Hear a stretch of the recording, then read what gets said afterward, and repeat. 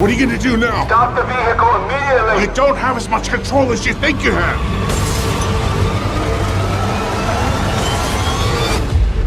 तो दोस्तों, मूवी के शुरुआत में वाइसेंटे नाम के एक आदमी को दिखाया जाता है जो कि एक दुकान के अंदर चोरी कर रहा था। लेकिन अजीब बात थी, दुकान के मालिक के सामने चोरी होते हुए भी उसे कुछ भी मालूम नहीं चल रहा था। और इसके पीछे कारण था वाइसेंटे का बेटा इयान, जिसके पास कुछ जादुई ताकत थी जिसकी मदद से वह किसी भी आदमी के दिमाग में भ्रम को क्रिएट कर सकता था, यानी कि उसके रचे माया जाल को भेदना नामुमकिन था, क्योंकि लोगों को लगता था वह जो कुछ भी देख रहे हैं सब कुछ ही सच है। खैर, इसके बाद हम देखते हैं वाइसेंटे आसानी से दारू के बोतल को लेकर बाहर चला आता है और वहाँ पर से भागने लगता है। लेकिन तभी अचानक कुछ लड़की रास्ते के ऊपर से जा रही थी, जिनमें से एक लड़की इयन के कानों में कुछ कहती है, जिससे उसका ध्यान भटक जाता है और उसकी माया जाल टूट जाता है। जिसके बाद हम देखते हैं दुकान के मालिक को गायब हुए बोतल के बारे में पता चल गया था, इसीलिए वह वाइसेंटे को पकड़ने के लिए बाहर आती है और उसके गाड़ी के सामने हथौड़ा लेकर खड़ी हो जाती है। बुढ़िया उसे मारने ही वाली थी कि तभी अचानक इयान उसके ऊपर जादू करता है। बुढ़िया को लग रहा था इयन के हाथ में बंदूक है, जबकि इयन का हाथ खाली था।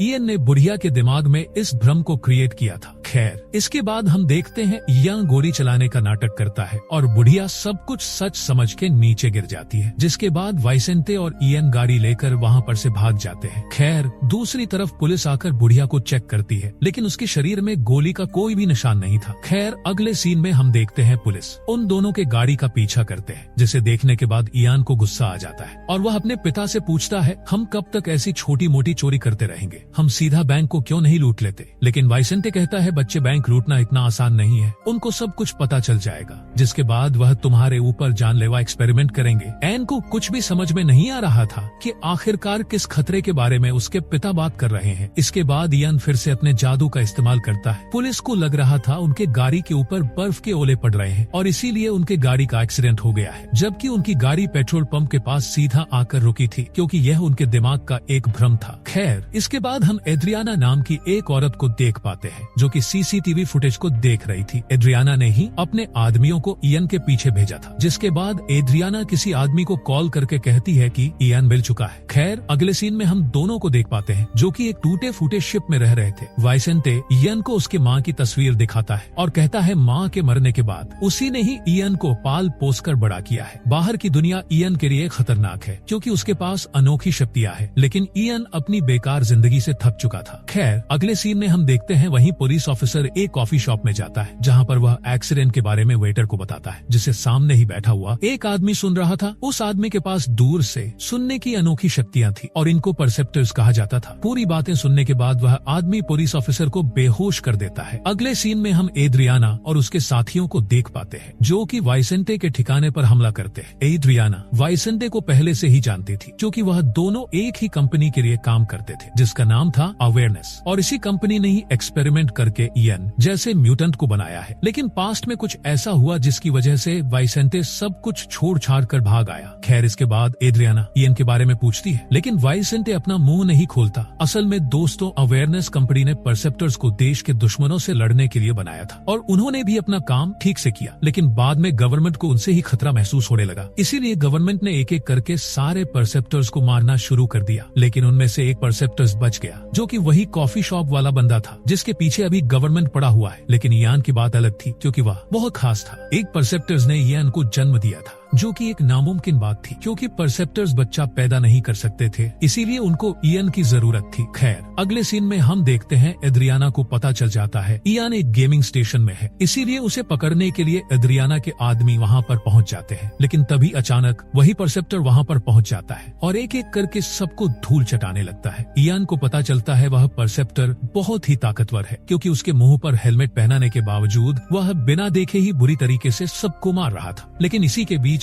एड्रियाना इयान को अगवा करके अपने अड्डे पर ले आती है। इसके बाद इयान को हेलमेट पहनाकर उसका ब्लड सैंपल लिया जाता है। एड्रियाना इयान से कहती है, वह परसेप्टर तुम्हारे पीछे पड़ा हुआ है, लेकिन इयान कहता है, इन सब में मेरा क्या लेना देना है। जिसके बाद एड्रियाना कहती है वह तुम्हें अपने टीम में शामिल करना चाहता है, क्योंकि वह अभी सिर्फ अकेला बचा है। अवेयरनेस के बहुत सारे दुश्मन हैं और उन्होंने अपनी एक ग्रुप भी बना ली है ताकि अवेयरनेस को खत्म किया जा सके। लेकिन मैं तुम्हारी खून की मदद से उन उन सभी को हरा सकती हो क्योंकि तुम बहुत ही स्पेशल हो। इसके बाद एड्रियाना कहती है तुम्हारे पिता मेरे पास है, अगर तुम उन्हें छुड़ाना चाहते हो तो एक इंसान का भ्रम पैदा करो। लेकिन इयन कहता है मैंने पहले भी बहुत बार ट्राई किया लेकिन नहीं हुआ। जिसके बाद एड्रियाना कहती है अच्छा ठीक है, एक बीच और समुद्र ही पैदा करके दिखाओ। लेकिन बहुत कोशिश करने के बाद भी इयन क्रिएट नहीं कर पाता, जिसे देखने के बाद एड्रियाना कहती है तुम खुद भी नहीं जानते तुम कितने ताकतवर हो, अपने अंदर के इमोशन को अपना हथियार बनाओ। जिसके बाद इयान अपने माँ के मेमोरी को याद करते हुए एक समुद्र और बीच का भ्रम तैयार करता है, जिसे देखने के बाद एड्रियाना बहुत ही खुश थी। इसके बाद एड्रियाना एक मक्खी को असली दुनिया में लाने के लिए कहती है, लेकिन इयान कहता है अगर तुम मुझसे ऐसा करवाना चाहती हो तो पहले मेरे पिता से मुझे मिलाओ। जिसके बाद एड्रियाना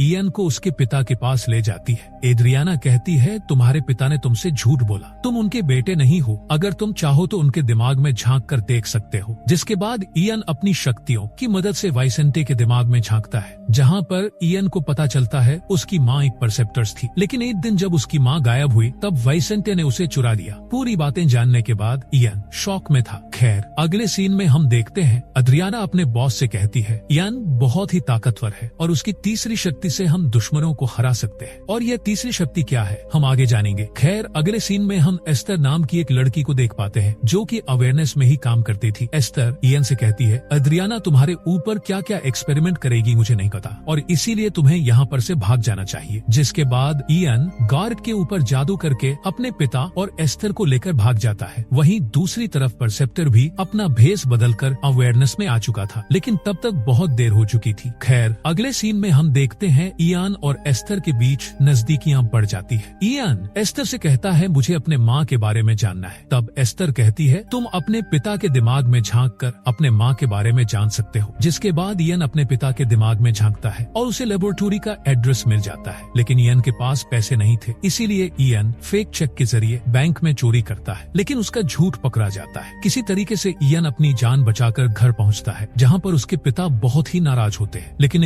इयन कहता है मैं मेरी माँ को खोजने के लिए जा रहा हूँ और आपने मुझसे झूठ बोला। जिसके बाद इयन एस्टर को लेकर लेबोरेटरी की तरफ निकल जाता है। वहीं दूसरी तरफ एड्रियाना और परसेप्टर को इयन के लोकेशन के बारे में पता चल चुका था। इसके बाद हम देखते हैं इयन लेबोरेटरी के अंदर जाता है, जहां पर उसे अपने माँ का फाइल मिलता है। वहीं दूसरी तरफ एड्रियाना इयन का वास्ता देकर वाइसेंटे को अपनी तरफ मना लेता है। खैर अगले सीन में हम देखते हैं परसेप्टर इयन के पास पहुंच चुका था। परसेप्टर बहुत ही ताकतवर था, इसीलिए वह आसानी से इयन को काबू में कर लेता है। परसेप्टर इयन को शांत करता है और कहता है अवेयरनेस ने हमारा इस्तेमाल किया है, उन्होंने मेरे तुम्हारे जैसे परसेप्टर को बनाया, लेकिन उनमें से एक परसेप्टर बहुत ही ताकतवर था जिसने कईयों की जान बचाई और अपना एक ग्रुप तैयार किया, लेकिन अवेयरनेस ने उनके साथ धोखा किया और अब मुझे परसेप्टर्स बनाने का फॉर्मूला चाहिए ताकि मैं हमारे जैसे और भी ताकतवर परसेप्टर को बना सकूं, क्योंकि परसेप्टर बच्चा पैदा नहीं कर सकते। तब इयान कहता है तो फिर मैं कैसे पैदा हुआ? परसेप्टर कहता है इसीलिए तुम बहुत ही खास हो। लेकिन तभी अचानक एड्रियाना के आदमी हमला कर देते हैं, जिसके बाद परसेप्टर अपने शक्तियों का इस्तेमाल करके सबको मारने लगता है। इसी बीच इयान और एस्टर वहाँ पर से भाग जाते हैं। वहीं दूसरी तरफ परसेप्टर भी पकड़ा जा चुका था, जिसके बाद उसे एड्रियाना के पास लाया जाता है और उसके डीएनए को चेक किया जाता है, लेकिन एड्रियाना को कुछ भी नहीं मिलता क्योंकि फार्मूला डीएनए के साथ मिक्स हो चुका था और हमको यह भी पता चलता है कि फार्मूला अवेयरनेस के पास भी नहीं है। खैर आगे हम देखते हैं परसेप्टर लेबोरेटरी से भाग जाता है। वहीं दूसरी तरफ इयान अपने माँ के एड्रेस में पहुँचता है, जहाँ पर उसकी मुलाकात पहली बार अपनी माँ से होती है, जिसकी हालत बहुत ही खराब थी। इयान को लगा उसकी माँ मर चुकी है, लेकिन तबीयत अचानक परसेप्टर वहाँ पर आता है और कहता है तुम्हारी माँ जिंदा है, उनके दिमाग में झांक कर देखो। जिसके बाद इयान देखता है उसकी माँ ने ही फार्मूला को बनाया था, लेकिन उसने अवेयरनेस को फार्मूला नहीं दिया और अपने बेटे इयान के यादों में फार्मूला को डाल दिया। इसके बाद हम देखते हैं परसेप्टर दिमाग में घुसकर फार्मूला को पाने की कोशिश करता है, लेकिन इयान ऐसा होने नहीं देता